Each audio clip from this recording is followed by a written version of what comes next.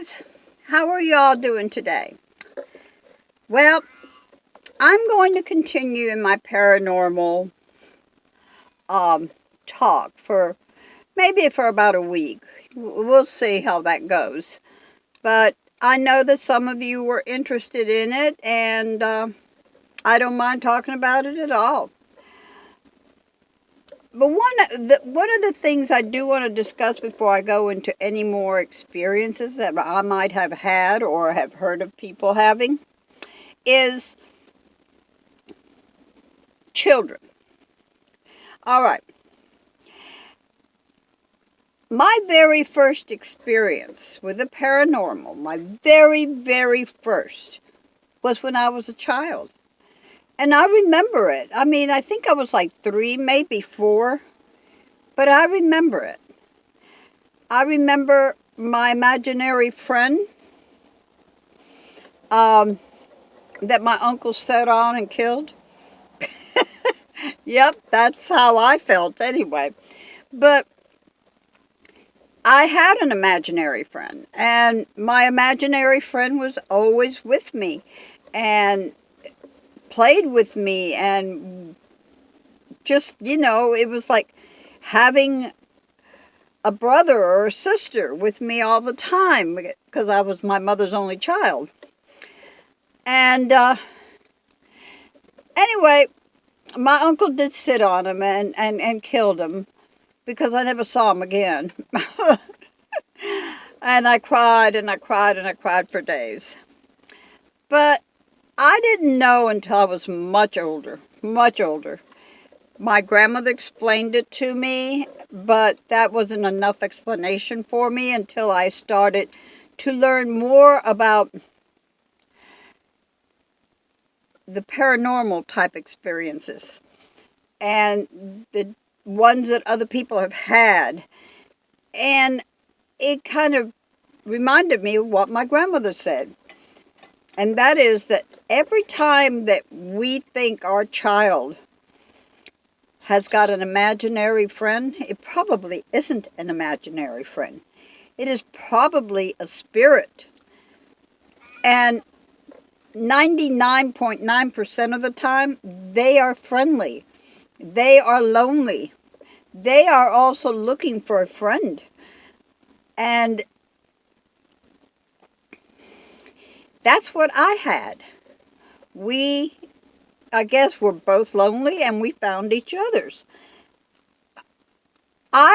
Because of that, as my children were growing up, and they had their own little imaginary friends, I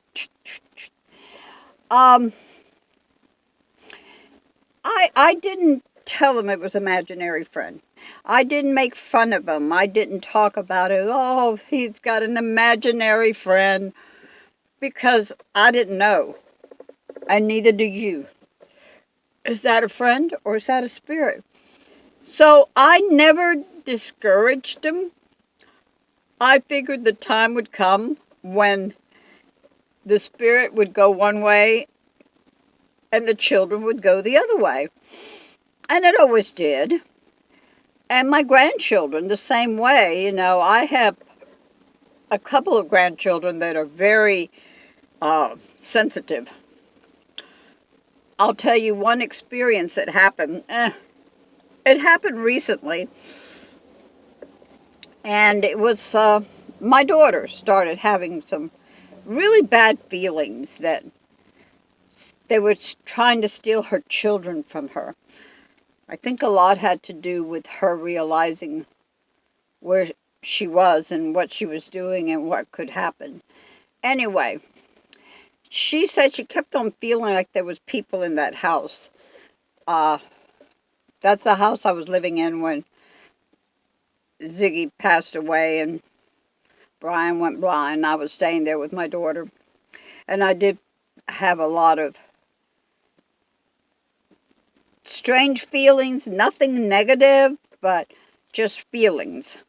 But anyway, not too long after I left there, or before I left there, my grandson, and y'all saw him in one of my videos, cute little stinker, he he had gotten up in the middle of the night, and his mother had gone to the bathroom. And she come back, and he said, "Mama, who are those people that are in the room?" And she said, "What people? There's nobody in the bed." And she said, "Yeah, there's two people kneeling by your bed." Well, my daughter said she has sensed this, but she always felt like these people were trying to steal her children. Well, it wasn't too long after that she did lose them. But it wasn't just strangers doing it. She did it to herself, unfortunately, because of drugs.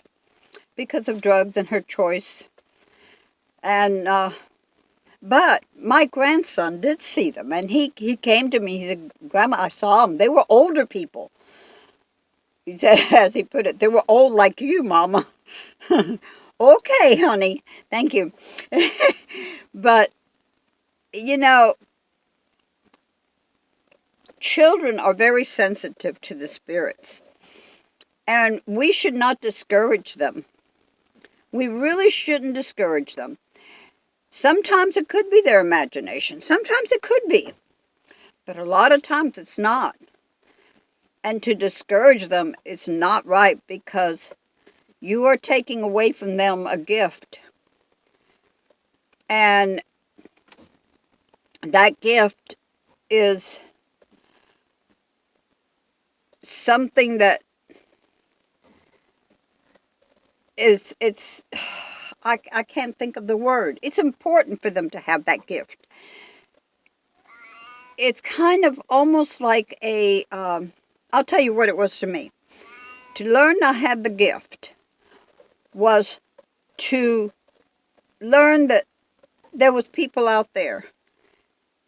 Not people that I could see with my own eyes, but people that were in need of me, that were looking for help, or they were lonely, or they were lost. That's what we're here for. And to discourage our children, I think is wrong. I may be right, and I may be wrong, but that's my feeling.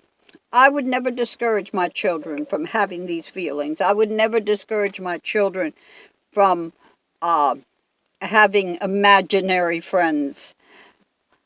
I have one grandson that had a little girl that was following him, and followed him for several years, and he's only 12 now, but she followed him, and she was not a good spirit. She was not a good spirit.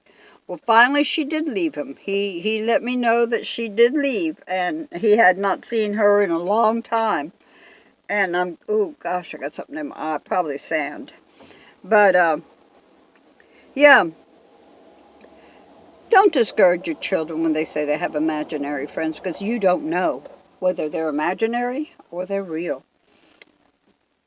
All right, that's just my talk about imaginary friends. Okay? Peace.